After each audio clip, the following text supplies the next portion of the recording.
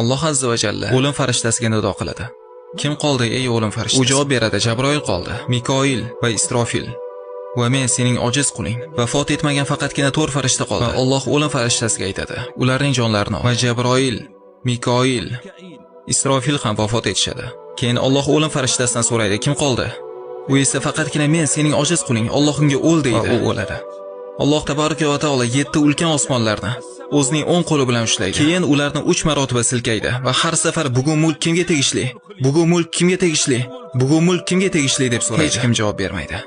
Va u o'ziga o'zi javob beradi: yagona va qahhor bo'lgan Allohga tegishli. Shunday qilib bu dunyoning barchasi tugaydi. Faqatgina Alloh qoladi. Barcha narsa tirik bo'lishdan oldin tirik bo'lgan. Barcha tirik bo'lishdan keyin ham tirik bo'lgan. U tirik va qayyumdir. Uni mutroq ham, uyqu ham olmas.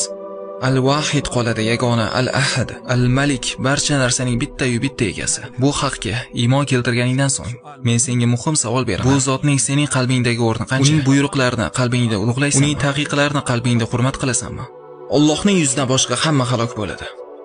Shunday ekan qalbingda Allohni ulug'layapsan. Aynan mana shu yerda iymon hayotingga ta'sirini ko'rsatish kerak. Mana shu talab qilingan narsa. Shunchaki tarixni bilishing kerak emas.